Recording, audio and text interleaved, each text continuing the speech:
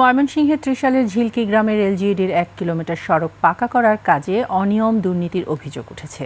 স্থানীয়রা বলছেন ঠিকাদারি প্রতিষ্ঠান নিম্নমানের সামগ্রী ব্যবহার করছে, তবে অভিযোগ মানতে নারাজ ঠিকাদারি প্রতিষ্ঠান। ময়মনসিংহ বিভাগীয় প্রতিনিধি আতাউর রহমান জুয়েলের তথ্যচিত্রে ডেস্ক রিপোর্ট।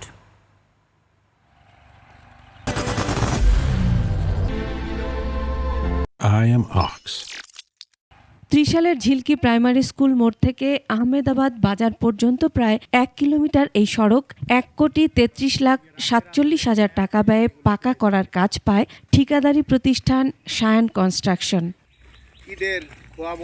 এখন সড়কের মাটি ফেলার পর ইট সুরকি ফেলে মেরামতের কাজ চলছে।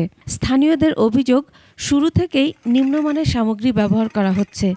শুরু থেকেই যে কাজে মালামাল সরবরাহ করেছে, বালু থেকে শুরু করে সবগুলোই আমাদের কাছে একেবারে নিম্নমানের মনে হয়েছে। গ্রামে আশা করছিলাম ঝিলি গ্রাম যে রাস্তাটা হোক, শান্তিমতো আমরা আটটা যেতে পারি।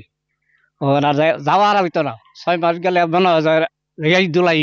তাদের অভিযোগ, এখনই ইট সুরকি মাটির মতো গুঁড়ো হয়ে যাচ্ছে। যে নির্মূলনের কাজ হইতেছে, আমার মনে হয় বাংলাদেশে এরকম নির্মূলনের কাজ হয় নাই। এটা বেশি দিন টিকবে না, অল্প কয়েকদিন টিকবে মনে হয়। যে সুন্দর রাবিশ দিছে তারা, এটা তো ইট বলাই যায় না। অফিস প্রশাসন সবই তো ম্যানেজ করে নিচ্ছে। আমরা চাই আমাদের রুটটা ভালো হোক, যাতে অনেকদিন মনে করলেন টিকসই হোক। তবে ঠিকাদারি প্রতিষ্ঠানের দাবি, উপজেলা প্রকৌশল অফিসের কর্তারা সব জানেন। লেভেলে থানা ইঞ্জিনিয়ার যারা আছে ওনারাও দেখে গেছে যে ঠিক আছে আপনারা কাজ করেন, তা আমরা তো উপরে নির্দেশ ছাড়া আর কাজ করতেছি না।